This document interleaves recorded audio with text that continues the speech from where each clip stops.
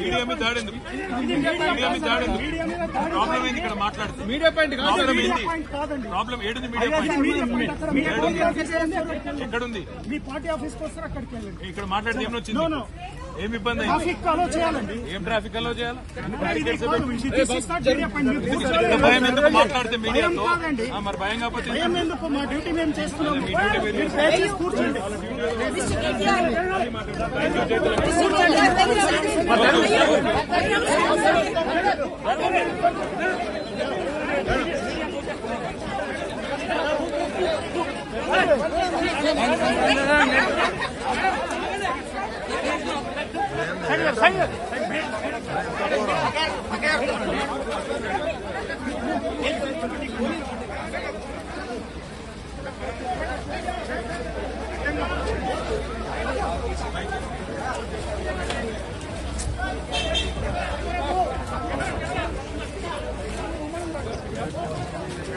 వారు మళ్ళీ ఎన్నిసార్లు పిలిచినా ఎప్పుడు పిలిచినా తప్పకుండా తిరిగి వస్తానని కూడా చెప్పాను. అదే మాదిరిగా కేసు ఏదైతే పెట్టారో ఇదొక చెత్త కేసు, ఇందులో విషయమే లేదు, మీరు అసలు ఏం చేస్తున్నారో కూడా ఈ ప్రభుత్వ ఒత్తిడిలో మీకే తెలియదు, పూర్తి స్థాయిలో అసంబద్ధమైన కేసు అని కూడా వాళ్ళకి చెప్పాను. దాంతోపాటు నేను ఇంకొక మాట కూడా వాళ్ళని అడిగాను. ఇవాళ పొలిటికల్ ప్రెషర్లో ఒక పొలిటికల్ కేసు పెట్టి దీనివల్ల ఏదో సాధిస్తానని రేవంత్ రెడ్డి అనుకుంటే అది ఆయన మూర్ఖత్వం మాత్రమే అవుతుంది అనే మాట కూడా చెప్పాను. కానీ విచారణకు మీరు ఎప్పుడు పిలిచినా ఎన్నిసార్లు పిలిచినా వచ్చి పూర్తి స్థాయిలో సహకరిస్తాను అనే మాట కూడా వారికి చెప్పాను. మరి వారు మళ్ళీ ఎప్పుడు పిలుస్తారో తెలియదు, ఎప్పుడు పిలిచినా అప్పుడు మళ్ళీ వచ్చి సంతృప్తికరంగా వారికి సమాధానం ఇచ్చే బాధ్యత.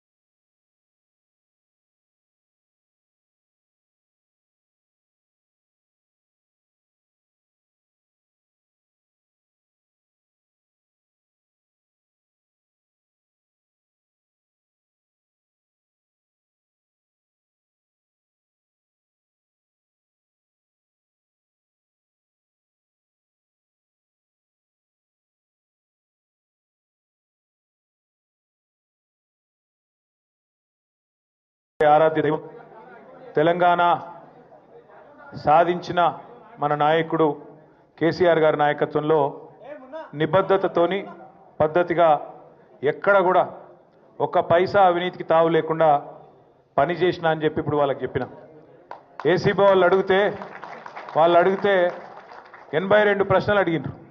కాకపోతే పాడిందే పాటరా అన్నట్టు అడిగిందే మళ్ళీ అడుగుడు తప్ప కొత్త విషయం ఏం లేదు. వాళ్ళకి ఏంటంటే పాపం రేవంత్ రెడ్డి బల్మీటికి ఒక కేసు పెట్టించిండని వాళ్ళకు కూడా అర్థమైంది. వాళ్ళు కూడా ఇబ్బంది పడుతున్నారు వాస్తవం చెప్పాలంటే. ఎందుకంటే కేసుల విషయం లేదు. వీడికెళ్ళి రాష్ట్రంలో ఎవడు కూడా రేవంత్ రెడ్డిని ముఖ్యమంత్రి కింద చూస్తలేడు. మీరు ఇక అంటే మళ్ళీ ఇంకొని కేసు పెడతాడు, వాని లోపలెత్తాడు. నేను అనా ఆయన ఎవరో మర్చిపోయిండు పేరు అని నేను అనా. ఎందుకన్నా అంటే నిన్ను ఎవడు నేను ఏమంటున్నా అంటే నిన్ను ఎవడు గుర్తే పడతలేడు. నేనేం చేస్తా దానికి? సంవత్సరం తర్వాత కూడా నేను ఎవడు దేకపోతే నేనేం చేయాలి దానికి? చెప్తున్నా నేను రేవంత్ రెడ్డి గారిని, నీకు పైశాచికానందం ఉంది, అర్జెంటుగా నేను జైలుకు పోయినా కాబట్టి అందరినీ జైలుకు పంపాలి అని నీకు ఆనందం. నేనేమో విదేశాలు తిరిగి పెట్టుబడులు తెచ్చినా కాబట్టి నాకేమో విదేశాల స్థాయిలో మన రాష్ట్రం మన దేశం డెవలప్ కావాలని నాకుంది. నీకు మాకు తేడా అది. ప్రపంచ పటంలో హైదరాబాద్ని పెట్టాలి, తెలంగాణను పెట్టాలన్నది మా నాయకుడు కేసీఆర్ కమిట్మెంటు, మా కమిట్మెంటు.